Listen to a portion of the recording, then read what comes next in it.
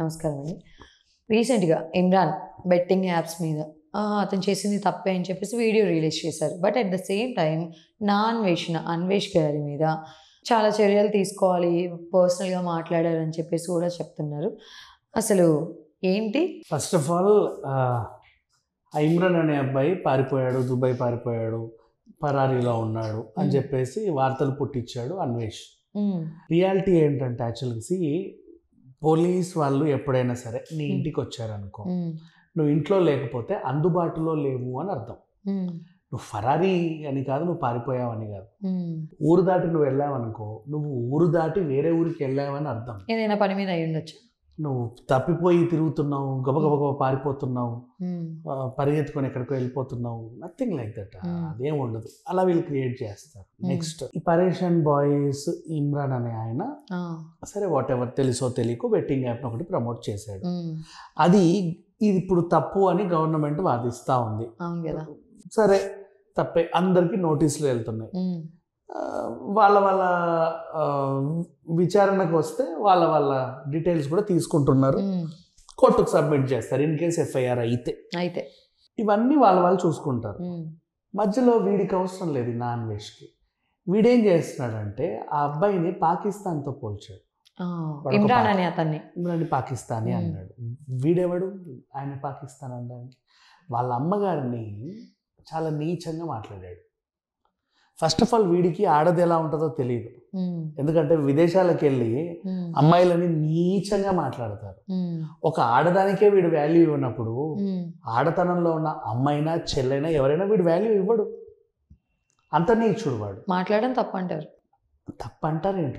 వాడు అసలు మనిషే కాదు. వాడి గురించి మాట్లాడడం నాకు ఇప్పుడు మాట్లాడడం కూడా పర్సనల్ ఇష్యూస్ ఎప్పుడే ఎక్కడ మాట్లాడదు. ద ఓన్లీ రీజన్ నేను ఎందుకు వీడి గురించి మాట్లాడాల్సి వస్తుంది అంటే, ఇప్పుడు ఎలా ఉన్నారు అంటే వీడిని కనీసం 10 లక్షల మంది ఎంతమంది ఫాలో అవుతున్నారు. వీడే ఇట్లా ఉన్నాడంటే వీడి ఫాలోవర్స్ ఇంకెలా ఉంటారు? రేపు వాళ్ళు కూడా అవే నేర్చుకుంటారు. ఓకే, ఒక మనిషిని ఫాలో అవుతుంటే ఆటోమేటిక్గా మిగతా నేర్చుకుంటారు. తప్పు అంటే వీడిలో నేర్చుకోవాల్సినంత ఏం లేదు. ఒకటి విషయం ఏంటంటే ఎవరు చూడలేని దేశాలకి వీడు వెళ్ళి చూపిస్తున్నాడు. అంతవరకు ఓకే. బేసిక్లీ అంటే పాపం వాళ్ళు ఎప్పుడు చూడలేరు కదా, వాళ్ళు కూడా అందరూ వెళ్ళి తిరగలేరు కదా. సో ఓహో ఈ దేశంలో ఇది ఉంటుందా, ఈ దేశంలో అది దొరుకుద్దా అని ఇంట్రెస్ట్గా చూడొచ్చు. అలా వీడియోస్ చేసే వాళ్ళు చాలా మంది ఉన్నారు, వాళ్ళని ఫాలో అవ్వాలి. వీడేంటంటే బూతులు మాట్లాడి బూతులే చూపిస్తున్నాడు. అది ఎంటర్టైన్మెంట్ అనుకుంటున్నారు జనాలు, but that is not an entertainment. రేపటి రోజు మీ ఇళ్లలో చాలా సీరియస్ ఇష్యూస్ ఫేస్ చేస్తారు అలా తయారైతే. అదొక ఫోబియా, స్లోగా అంటించేస్తారు దరిద్రాన్ని. వద్దు అసలు వీళ్ళని ఫాలో అవ్వకూడదు. సరే వాట్ ఎవర్, ఏదో అయ్యింది. ఇవాళ రేపు ఏంటంటే మనకి ఇప్పుడు నువ్వు చూస్తున్నావు కదా ఫోను, మన ఇంట్లో యూట్యూబ్ టీవీ కూడా మనవే కనెక్ట్ అయ్యి ఉంటాయి మన ల్యాప్టాప్లన్నీ. సరే నీ ఫోన్ నీ దగ్గర ఉంటుంది, ఇంట్లో పిల్లలు సరే అని పెడతారు, నువ్వు చూసిన హిస్టరీ అక్కడ వస్తుంది, వాళ్ళు కూడా అది చూస్తారు. అప్పుడు పిల్లలు ఏం నేర్చుకోవాలి? ఆ వీడియో నువ్వు ఉంటావు ఇంట్లో, నువ్వు వచ్చేసరికి వీడియో అయిపోతుంది. వీళ్ళు చదివేసి మొత్తం చూసి ఆ బూతులన్నీ నేర్చేసుకొని ఉంటారు. చాలా ప్రమాదం కదా, వద్దు. సో అందుకని అండ్ ఇప్పుడు వీడు పాస్ చేసిన ఎలిగేషన్స్ గురించి మాట్లాడదాం. అంటే వీడు మాట్లాడేది తప్పు అని ప్రూవ్ చేయడానికి నేను ఇప్పుడు చెప్తున్నా. ఏంటంటే హర్ష సాయి అనే అబ్బాయికి 60 లక్షలు ఇచ్చాడని తను ఒప్పుకున్నాడు. 60 లక్షలు ఇవ్వలేదు బెట్టింగ్ యాప్స్ నుంచి, వాడికి 10 కోట్లు వచ్చాయి. ఈ 60 లక్షలు వైట్ మనీ, బ్లాక్ మనీ రూపంలో 80% ఉంది. అది దుబాయ్కి వెళ్ళి తీసుకుంటాడు. ఎలా తీసుకుంటారు అంటే ఇలా నోటుని చింపి పుష్ప సినిమా లాగా నోట్లు అతికిచ్చేది. ఒకటి వీడి దగ్గర ఉంటది, ఒకటి వాడి దగ్గర ఉంటది. అక్కడికి వెళ్ళి చూపిగానే వాళ్ళు డబ్బులు ఇస్తారు అని చెప్పాడు. నౌ ఈ సీన్ ని ఇప్పుడు వీడు చెప్పాడు. ఇప్పుడు వీడిని ఫాలో అయ్యే వాళ్ళు ఎవరు ఉంటారు? సినిమా సీన్ అయినా రియల్ సీన్స్ కూడా ఉంటాయంటారు. What ever. ఇప్పుడు వీడిని ఫాలో అయ్యే వాళ్ళు ఎవరు ఉంటారు? వైన్ షాప్ వెనకాల తాగుబోతులు, లేదంటే అరుగు మీద సొల్లు కబుర్లు వేసుకునే వాళ్ళే వీడి ఫాలోవర్స్ ఉంటారు. ఇట్లాంటి మంచి ఉన్నారు, చదువుకున్నాడైతే ఎవడు ఫాలోవర్గా వాళ్ళు ఉంటారు. వాళ్ళు నిజమే అనుకుంటారు బేసికలీ వీడు చెప్తున్నాడు అంటే. బట్ ఇప్పుడు రియాలిటీ చెప్దాం. సరే నీకు బ్లాక్ మనీ వచ్చింది 10 కోట్లు, ముక్క నోటు పట్టుకొని దుబాయ్ వెళ్ళి తీసుకున్నావు. దుబాయ్ నుంచి ఎట్ట తెచ్చావురా మూట్లన్నీ? నిన్న ఎవడు చెక్ చేయలేదా?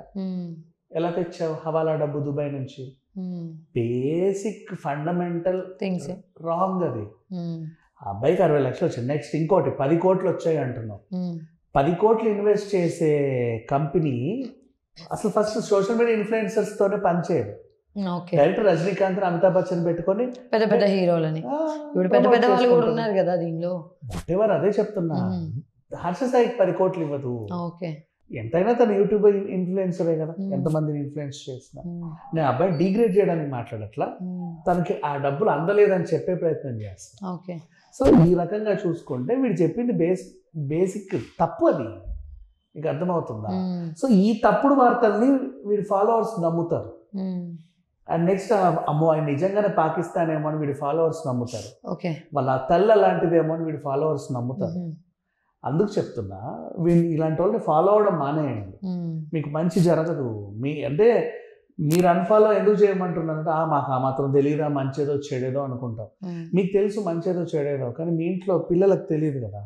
ఇవాళ రేపు మన డివైజెస్ అన్నీ కనెక్టెడ్. ఇప్పుడు ఇంట్లో పెద్ద ఆండ్రాయిడ్ టీవీ ఉంటుంది, పిల్లలు ఏదో ఎంజాయ్ చేస్తారు అనుకుంటావు. వాళ్ళు నేషనల్ జియోగ్రఫిక్ ఛానలే పెట్టుకొని చూడాలని లేదు. యూట్యూబ్ నొక్కితే ఫస్ట్ నీ హిస్టరీయే వస్తుంది. యూట్యూబ్ పిల్లలందరూ చూసేది ఇప్పుడు మోస్ట్లీ. నీ హిస్టరీ ఎంత ఉంటుంది. నువ్వు ఒక వీడియో వాడికి చూస్తావంటే సజెషన్లో కూడా వాడివే వస్తా ఉంటాయి కదా, నీకు ఇవి ఎంత ఇష్టమో అని చెప్పి యూట్యూబ్ కూడా అవే సజెస్ట్ చేస్తా ఉంటుంది. సో అదో ఏదో నొక్కుతారు పిల్లలు. నొక్కినప్పుడు ఏంటంటే వీడి దరిద్రం అంతా వాళ్ళు నేర్చుకుంటారు, అదే లాంగ్వేజ్ నేర్చుకుంటారు. సో అందుకంటున్నారు.